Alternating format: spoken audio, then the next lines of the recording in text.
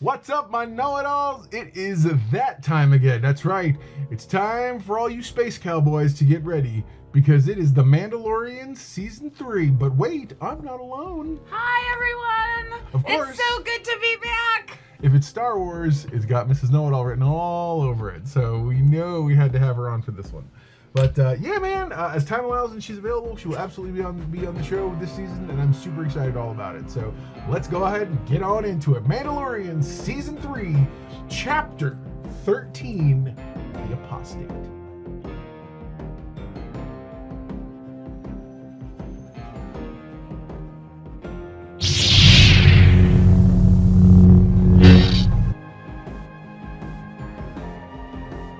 Thank you so much for clicking on this video. We really appreciate it. All right, so the episode starts with, specifically, you get to see the culvert where the Mandalorians are, a new culvert. It's somewhere different. It's sort of coastal looking, and the Mandalorians are training up, or helmeting, as the case may be. It's the ceremony Yeah, for the younglings. younglings to start the training to be a Mandalorians. You see this one kid, he's standing in the water. He comes, the armor is back, which is awesome. Did you think it was like the backstory of? I did at first. I did too. I totally thought it was the backstory. I was waiting like for them. How, yeah. Yeah. I was totally, especially because all the other Mandalorians that were around there are so bright and vibrant colored. So it's not like the paint was chipped on their armor or anything like that. So, right. And we know that his current armor is Beskar, so. That's right. What I mean by Beskar, obviously it's Beskar, but his is like the shiny, pretty kind, not painted. And she's making his helmet. She's making a helmet. Yeah. And you can totally tell it's a helmet. At first I thought to myself, that is a really small helmet. Well, And now then we know why. It's for a child. Yeah. And I'm assuming he will grow, like she will make either a new version as he gets older, or maybe he has to earn a final version. I don't know what all the deal is with the Mandalorians, but I think it's cool though. Interesting. It's interesting to say the least. Yeah. And then as they're doing this thing, because they're doing it on a shoreline, they're suddenly attacked by this ginormous, what is it, like a... It's like almost like if you had to like put it like something that was ever on Earth. Yeah. It would be a prehistoric alligator.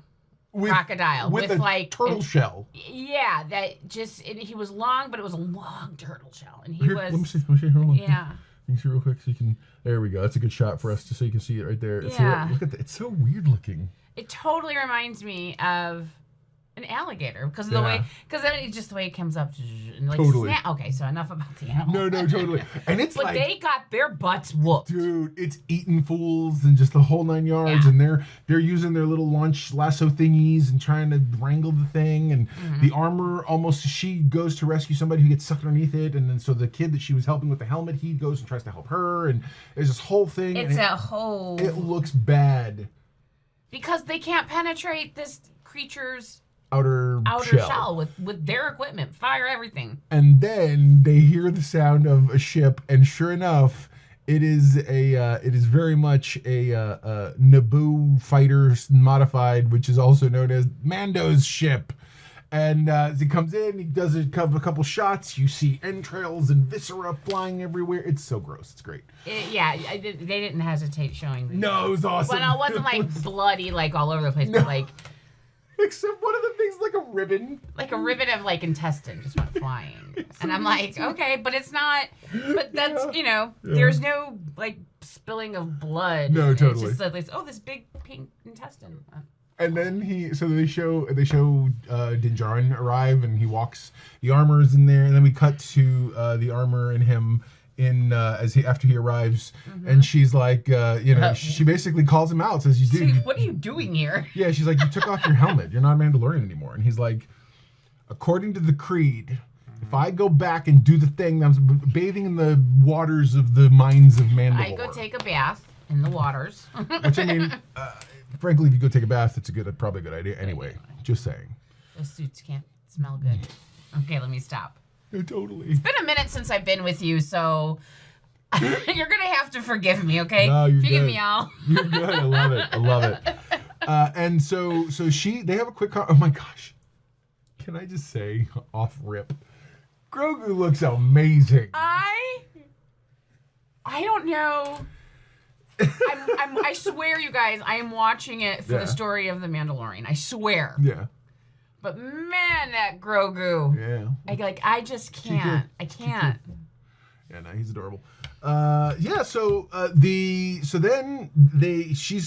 literally, he's like, what about this? And he holds up some, like, this it looks like kryptonite. Like, I feel like they raided the prop warehouse where Warner Brothers keeps, like, the old kryptonite from the old Superman movies. You know what it reminded me of? What? The broken glass in Encanto. Totally. Yes. Broken when she's putting with the vision, the green. Because it's made out of green. It's like a green shard glass, of some kind. And she basically said, and she's like, it's been destroyed. It's been this and that. And he goes, if I find it and I can bring proof, will that restore me? And she's kind of quiet for a minute. And the thing is, what's great about the Mandalorian helmets is that you sit there and you go, I'm pulled. I give you emotions, because she just sits there like stone faced. And looking, we assume, looking dead at him. But then she goes, this is the way. And gets up and walks away. But very much like, if you can do it, this totally. is the way. Yeah. It's that kind of attitude. She's like, hey, whatever, man. Go ahead. You know it, then do it. Well, do you, boo-boo. Do you, boo-boo. And so then, and again, she sort of, by the way, short episode. It was like 35 minutes long. Yeah, I was like, wait a minute, that's over with? And I remember saying to you, it's only like a 30-something minute episode. And you're like, yeah, and it went by fast. It did go by fast. So after that scene, we cut to this really interesting moment. And so there's a it's not Occam's razor, I forgot the name, but there's a rule in film and television where if you're going to show a gun, then by the end of that thing, that gun better be used. Okay? So all that being said, there's this very interesting moment where they're in hyperspace, and you see, and Jin is clearly taking a nap or sleeping, and Grogu's in the droid bay, and he's kind of looking around. In awe, he's just looking in awe, like because he's this little kid, like just looking around. And then he sees these silhouettes and the way they do hyperspace, which we've all seen, it's the whole stars streaking thing. The way they do this, it looks like you're underwater, and there's a storm above the water. Yeah, so when Grogu is seeing these silhouettes, they almost look like whales. Yeah, like some kind of a space whale octopus thing. Yeah, so it's a creature that exists in hyperspace. We drew that conclusion, which... Now, those of you who are playing at home, because again, I may be a Star Trek fan, but I was also a big Star Wars extended universe fan. I used to read the novels all the time. I don't remember which novel, and maybe somebody in the audience does, and you guys can comment below if you do. There was an actual, I believe there were, in the extended universe, there was hyperspace creatures. Not intelligent, or intelligent meaning they didn't talk to you. But I believe we've seen in the extended universe. So this is another thing that they've brought out of the old extended universe and put into the thing. I don't know if this is those exact creatures that I'm thinking of. I can't remember what book it was in. I kind of want to think it was one of the Young Jedi books. Back in their Jedi Academy books with Han and Leia's twins that they used to have in the old canon. I can't. Anyways, but these creatures were hyperspace creatures, and it was shocking. And I remember because the Empire, or the people who were like the Imperials in this thing, in this book I read, they were see, more it's coming back the more I think about it. They were chasing either the Jedi, the kids, whatever, in hyperspace, and I believe earlier in the book they had introduced the concept, and so that, like I'm talking about now, like clearly I think these guys are going to come back. And I remember, I think it was either a Star Destroyer or a Junior, some sort of smaller version, and like one of these space whales like crashed into it or knocked it out of knocked it out of hyperspace. And I know. And but I remember thinking to myself, I was like, wow, it's amazing. And so when I saw these immediately, I was like, oh, that's amazing. What I love that they did is, because Grogu is so young, we assume is so very young, he's a child. He got scared, and you could see the way they made him, between his little ears and his eyes. He got scared, like what he was seeing. So what does he do?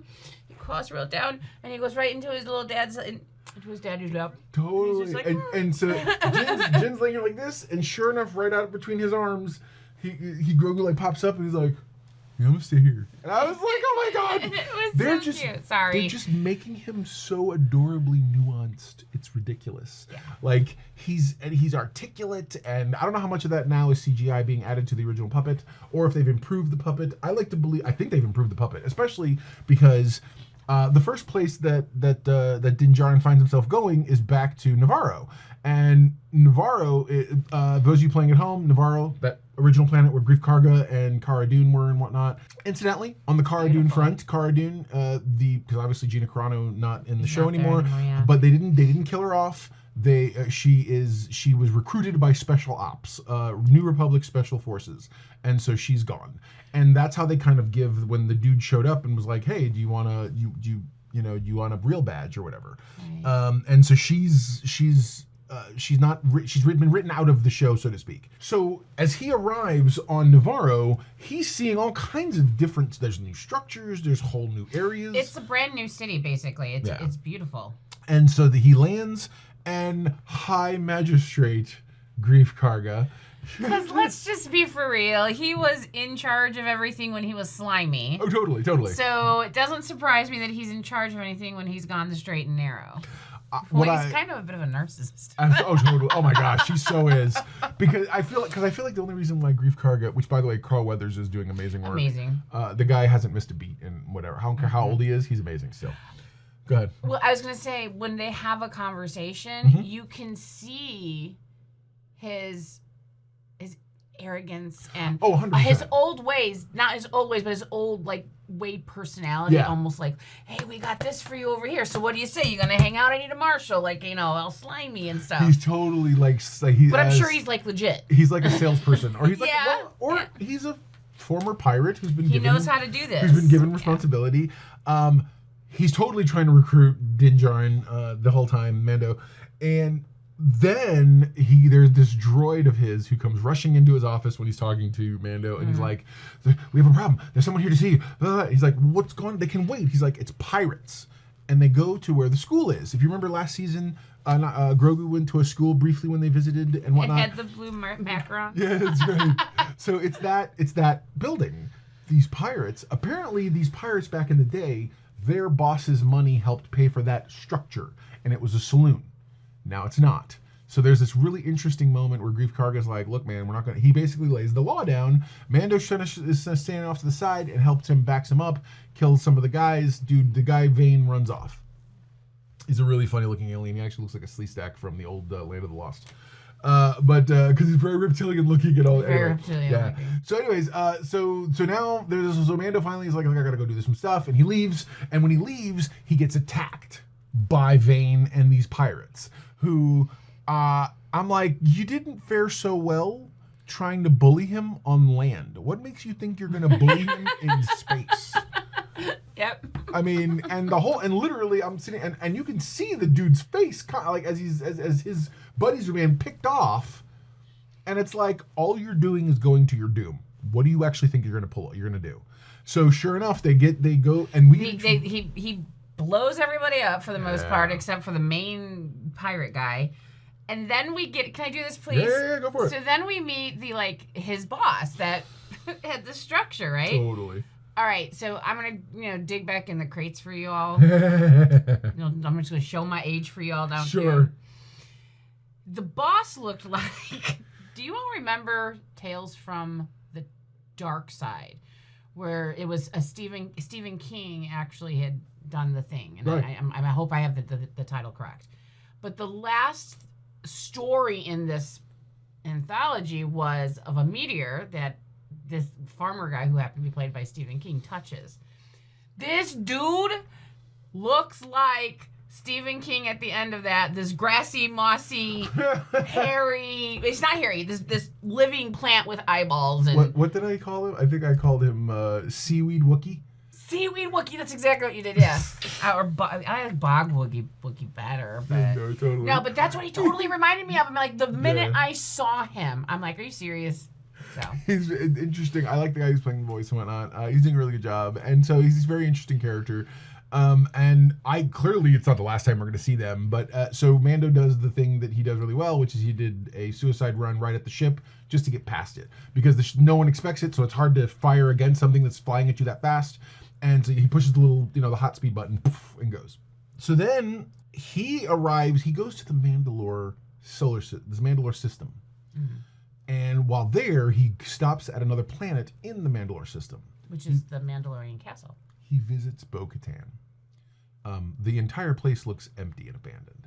And Jyn is like, hey, I'm here to join you. What's going on? Are we still taking Mandalore? And she goes, everyone's gone. And he's like, what happened? And she says, I came back without the sword. She's like, you have the sword. You go lead them. You lead them. They run off to be. What happened to the stolen fleet? He's like, they've run off to go be mercenaries. That's it. And it's kind of sad. It is, but at the same time, like she basically says, she tells him exactly where the you need the mine. What? Yeah, it's over. Go for it. It's underneath this building in this town. Whatever, but whatever. It doesn't matter. It's unimportant. She looked so beaten. Yeah. And she says everything but it's your fault. Yes. That's brilliant. Yes. Sure. There's this unspoken accusation. That's awesome. You're absolutely right. Yes. And it's interesting. It's very interesting. And so he, after some conversation, he's like, all right, well, and it's sort of, he starts walking away. Mm-hmm. And that's when they cut to the things. Can I just tell you, that was the shortest episode of my life. Yeah, it was because we were just getting engrossed into it. Oh yeah. And can we go back for 1 second? Yeah. Some cool little things we need to talk about. Sure. When they're sitting in the High Magistrate's office having a conversation, you see Grogu spinning around in a chair. He is using the Force off of the desk to spin around. That's number one. She called it out, and I noticed you could hear the Force as he's just moving himself around. I was like, that was great. Or how about when he went to go grab the I'll call it the red M&M. Yeah, red M&M. The red M&M, and it's just like. And it comes over. Yeah, I'm sorry, but we had to get through all that stuff, but I wanted to be like, go back and watch him spin himself with the Force. No, totally. Because if you can stop and think about it, his legs are too short to be kicking himself and stuff, so, and then, yeah, it was awesome. But he acted like your typical, like your 3-4-year-old. I kind of like what they're doing as far as we're seeing Grogu become a little, whatever his species, and I forgot. Sure. He's a Yoda. They've never given that species a name. That's true. They haven't. But growing up, or we get to see him grow up, which I think is kind of cool. I do too. I definitely believe that. But what do you think the over/under is? That is he learning how to be a Mandalorian? I think so. I think he's learning how to be a Mandalorian. How do you give him a helmet? Do you have his ears gonna have to come out like? Yeah, I was gonna say, does it have just ear holes, or does it have these? What if the metal were to come out? Or the metal would, or just have openings on the sides? And his ears would be under. I don't know.